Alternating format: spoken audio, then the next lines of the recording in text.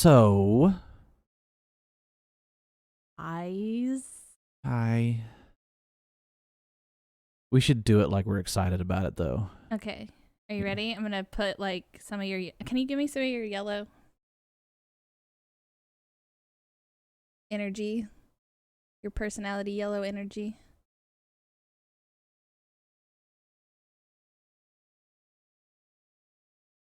I can get the dragon pen. This is not butt confidence or chin confidence or any of those things. So, in 3, 2, hi. What the hell? I was fixing to yell. I gave you too much of it. I need some back. In 3, 2.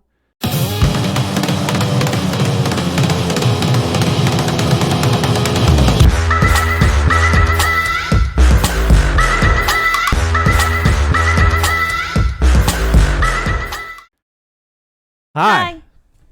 I'm Hawk. And I'm Hartley. And we're here to discuss Protagonists. Not antagonists. Not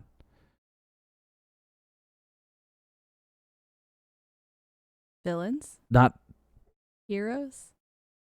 we're here to talk about people and why we like them. Even though they're fake. Protagonists. Yeah.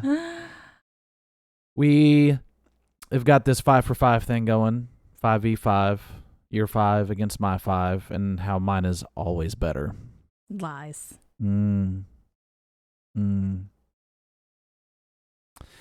I sit on a throne of lies. victories. Of lies. Of victories and always almost right. Always almost right. So, yeah, top 5 protagonists. Start at the bottom, go to the top. So you should start. Me should start? If we're starting at the bottom, I mean, you can just give all 5 of yours, and then I'll give all 5 of mine, and then we'll be at the top. I usually let the ladies go first because it's polite, but if you want to be rude, that's fine. How'd that work out for you? I just want to remind you that in this relationship of the two of us, I do not hold the crown for rudeness. Okay, that's a fight we're not going to start right now. I forgot you had editing power now. I'm going to have to remind myself that I don't have the ability to cut things out anymore. I mean, yeah, you do. You took it back. I did take it back. Yeah.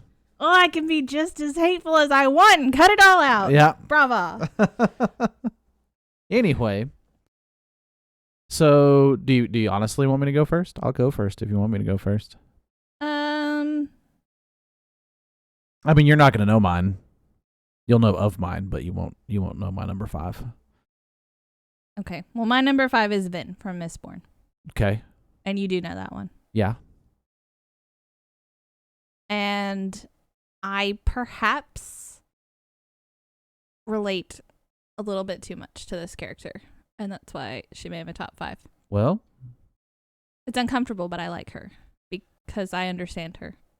okay. Makes sense. Like, one, she's easily likable. You know, she's not too, like,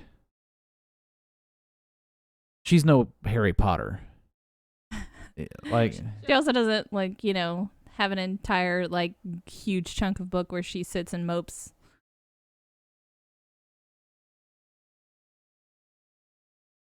So she's no Bella Swan. Yep, there you go.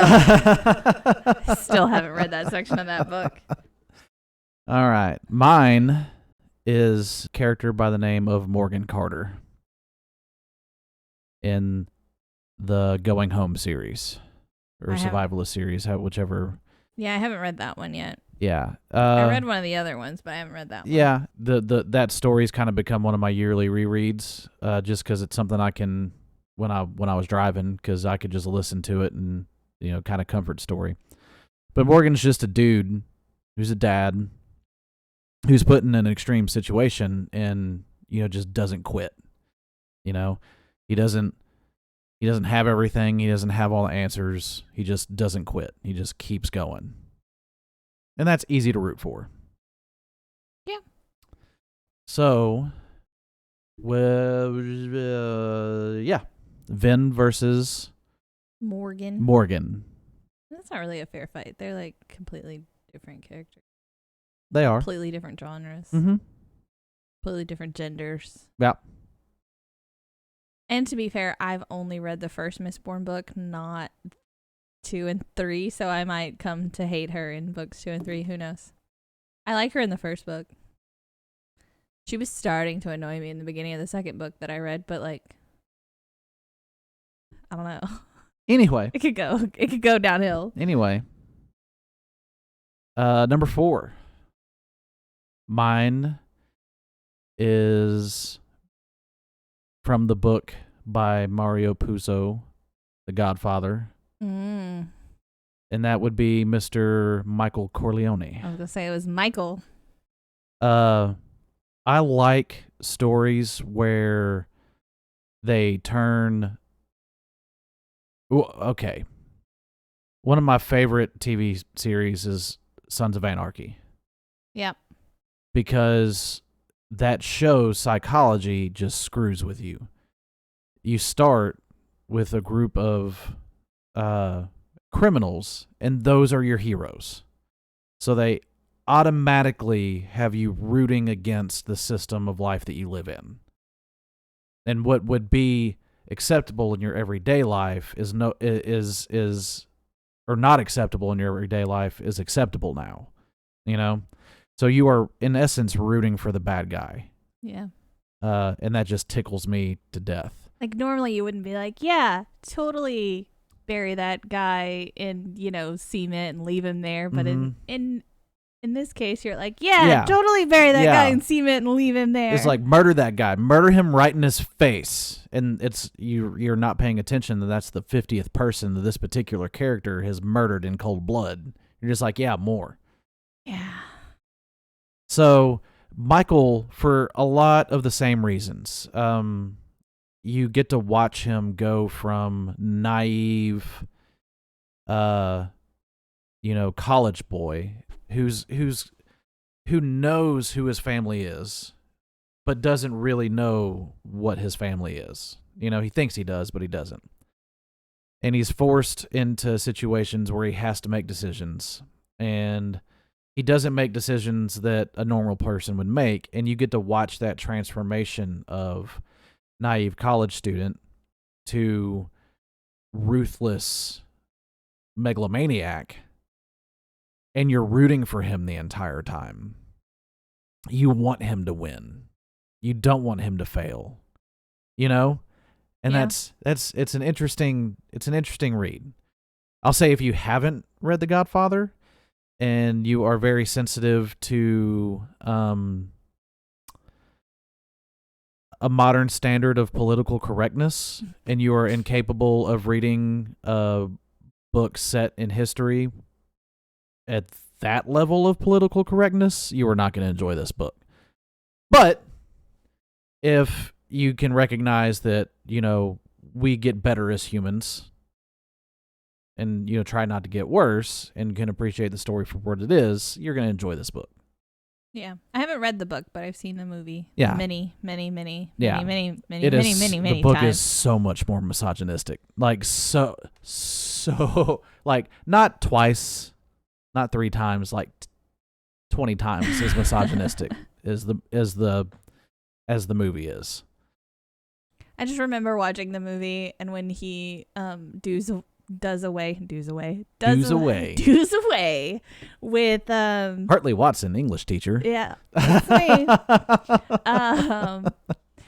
When he does away with the sister's husband, I'm just like, about fucking time. Yeah, that rat bastard needed to go years ago. Yeah.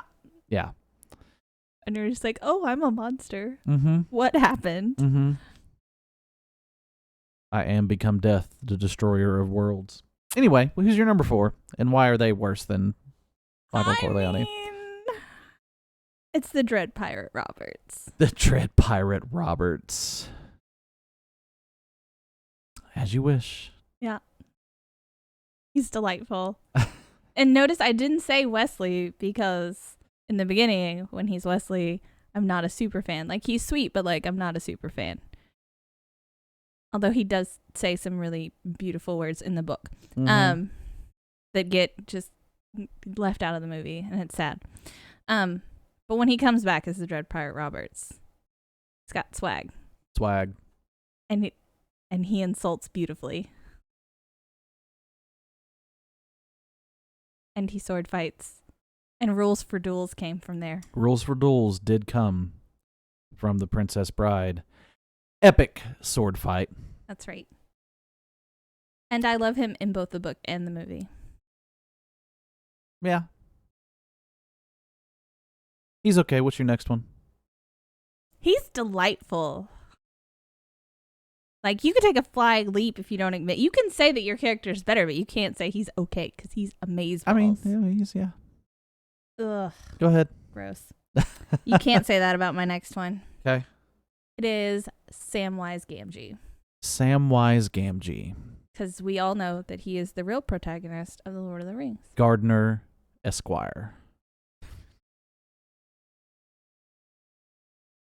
Well, is that all you got to say? He's the real protagonist of The Lord of the Rings. He's the real protagonist of The Lord of the Rings? Yes.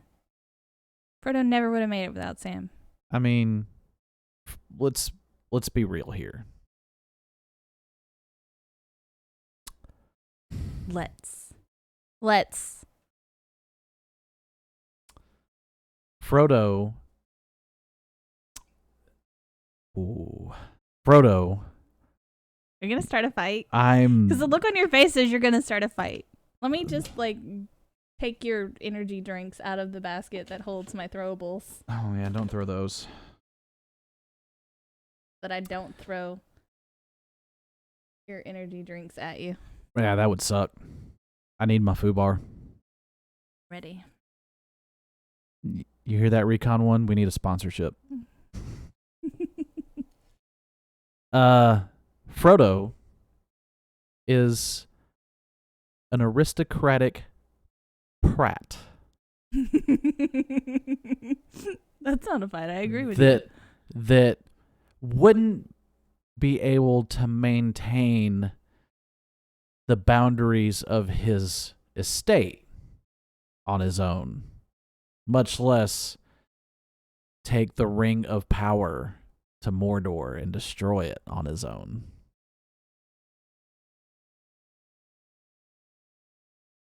Why is that a fight? Just saying. You're going to fight with the internet, but you're not going to fight with me. Just saying.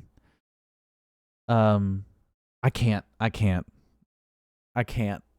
wanted to try to trash that, but every fiber of my being was just like, stop. You're going to say something that's going to damage your soul, and then you're going to have to murder somebody and turn a journal into a version of yourself, because what you're doing is unholy. Stop. It's a sin against fantasy. Stop. What? To try and argue with me when you know I'm right? No, to trash J.R. Tolkien. Take yourself out of the equation.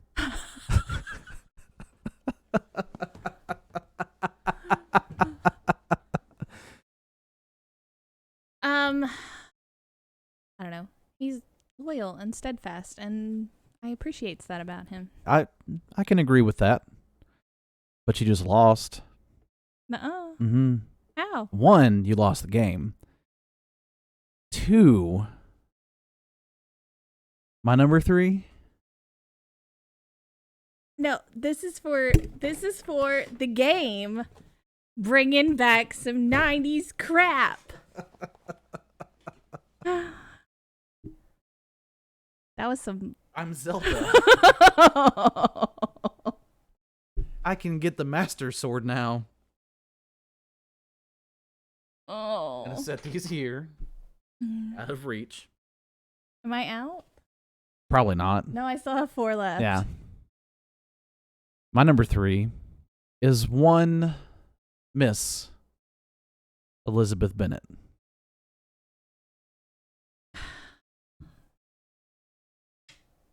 Fine. Although she does annoy me sometimes. I mean, a character that doesn't annoy you is a Mary Sue. That's fair. Every character needs to grow and learn something. Every character needs to evolve, and Elizabeth Bennet does. She's kind of, in my mind, the prototype for a character who starts out one way and it's fine. It's fine. She could go the rest of her life being her, and she would still be delightful, right? Mm-hmm. But she learns some things. She faces some hard truths. She self-evaluates. She sees new information. She makes new opinions based on new information, and ends up just delightfully happy.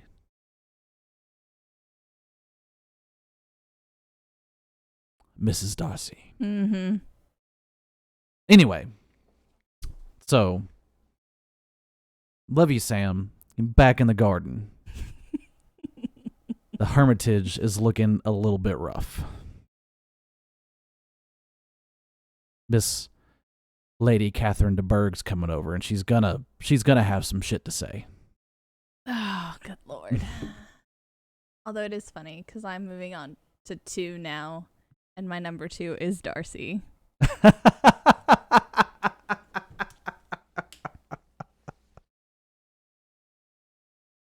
Because even when he's unlikable, it's because he doesn't like people, and he doesn't know how to talk to them. And he still gets better. Mm-hmm. And so even when he annoys me, he doesn't annoy me because I understand. And I don't like people, so that, I mean, in general. Mm-hmm. So if I have to pick between him and Elizabeth, I pick Darcy.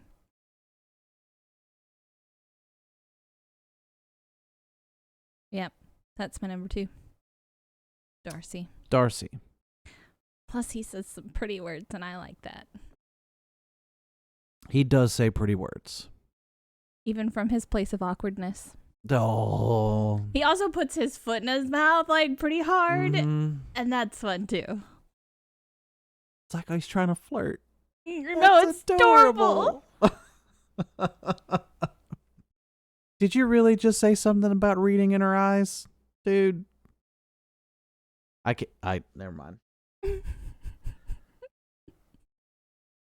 Half my playbook is Darcy, so anyway, now that that's on the internet, my number two is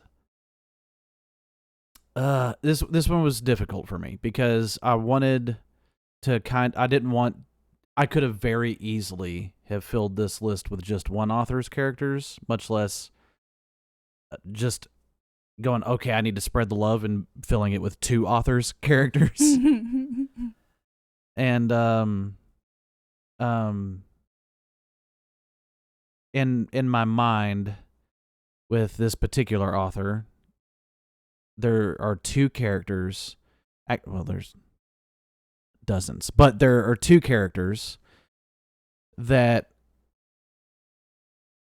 I can't get enough of, and I can't wait to stop reading all at the same time. It just flabbergasts me. Like, they're on the page, and I'm like, what are they going to do next? And in that next thought, it's, I wish they'd stop being so stupid. But damn, are they adorable when they do it. Or then they do something like badass, and I'm just like, ugh, I didn't know they had it in them. That's amazing. Way to go, you. And that's okay. Waiting to see which one you picked. One you've never read.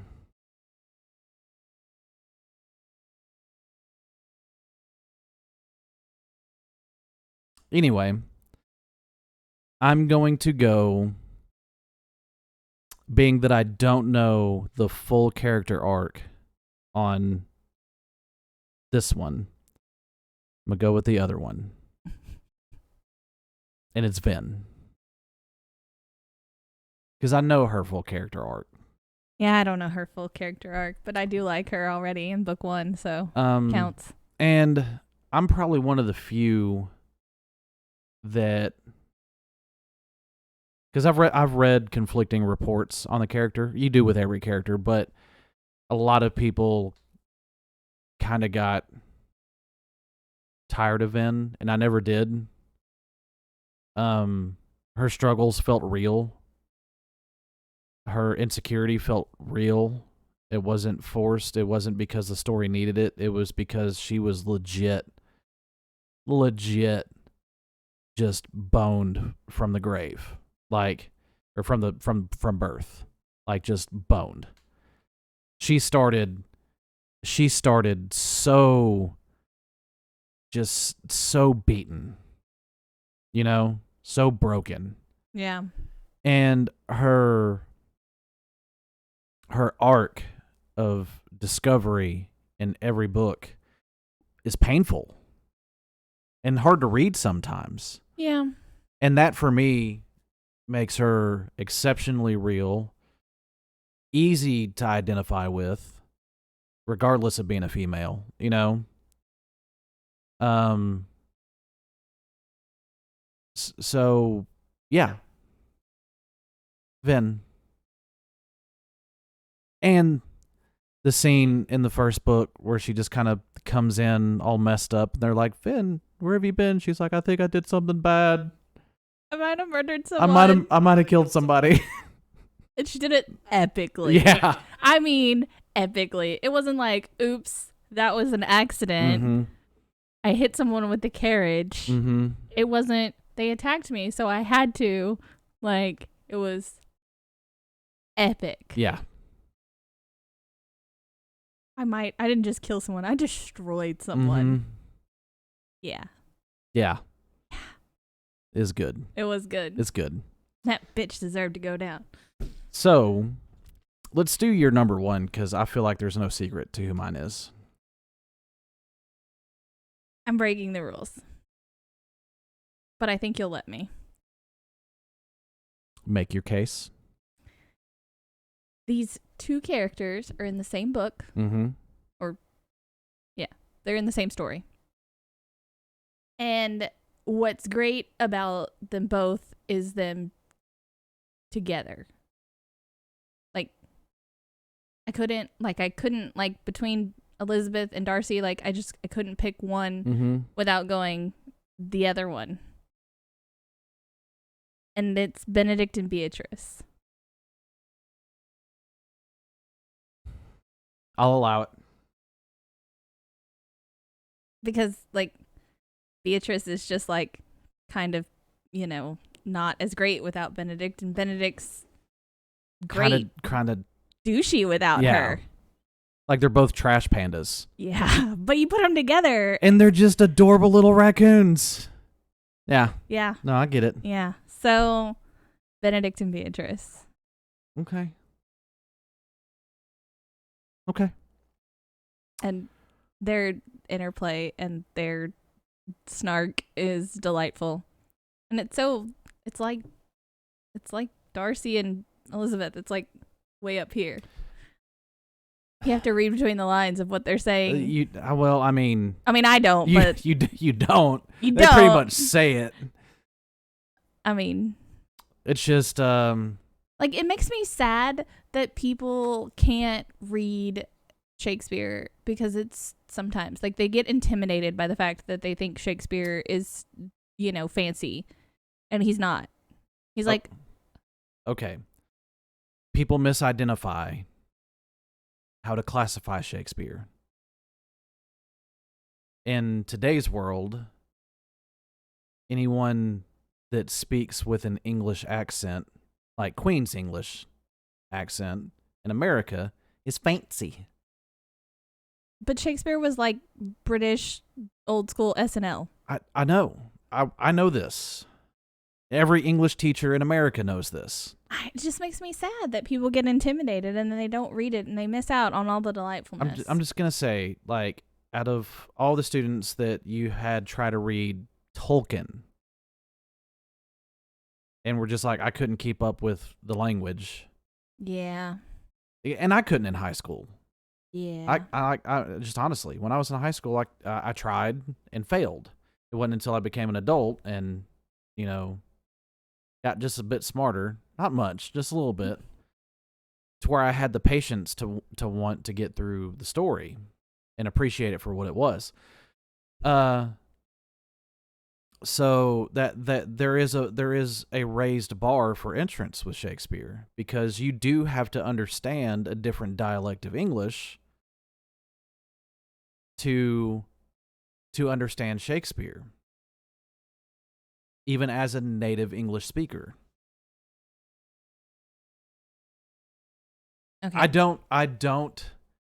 don't detract from the remorse you have for the world and words that the modern American is missing in Shakespeare's particular style of rhetoric. But Loud.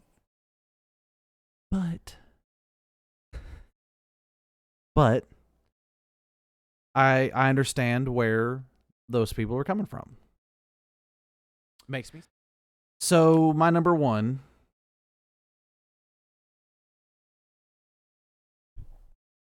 You know it. Is it the one I've read or the one I haven't read? You've read it. Then it's Matt Cawthon. Close. Cawthon. Or Close. it was Avienda. It is not Avienda. Again, I know the full arc. Are you going to say Rand? I'm going to say Rand. Ew. Okay. Really? Not Matt? I know the full arc. All right. I was like, I despise Matt in the first, 3 books, but then after that, he's way more interesting than Rand. Mm-hmm. I know I'm only on book 6. I'm only halfway through. From the Wheel of Time. Because reasons. Because reasons. That's fine. I don't expect you to agree with me when you get to the end. I expect for you to understand, but I don't expect you to agree with me. I can't pick I can't pick a favorite over the books that I have read. I can pick a favorite for each book. Mm-hmm. You know, depending on what the story was and what piece you were getting, but I can't pick one overall. I mean, Lan, but I'm mad at him right now. I am incredibly angry with him right now. Yeah. So angry that I wish I had the ability to jump into Book World and smack someone on the nose. Don't let Mom hear that. What? You haven't had to hear the story about the girl who's a novel cop or something? Oh, yeah. Jump into? Yeah, no, she already suggested it to me. It's on my TBRs. I love you, Mom. Never stop telling me about stories. Otherwise, I would not have half the ones that I spoke about or speak about or want to read. I love you dearly. Never change.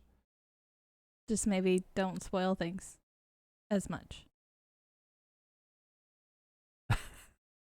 You better tell Mom you love her right now. I love you, Melanie. I was just pointing out that you hold the crown still. True. And perhaps the scepter. Oh, she definitely has a scepter. She definitely has a scepter. Dad had to hide it from her because he got tired of getting beat on. Is that what that divot is right there? Mm-hmm. Okay. That makes so much more sense now. I love you, Dad. Never change. I'll just make banana pudding. It'll be fine. So, that was an interesting list. Yeah. I should have seen the number 1 coming for you, but I didn't. I love that play. I know you do. But I didn't see that one coming. So, Come, I'll have you, but buy this light. I do it for pity. I just want it on the record that I am an ass. And until next time, keep reading.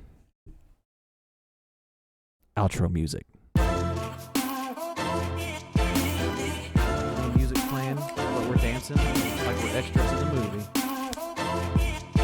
That's going to look terrible, but I can't wait to put it on the internet.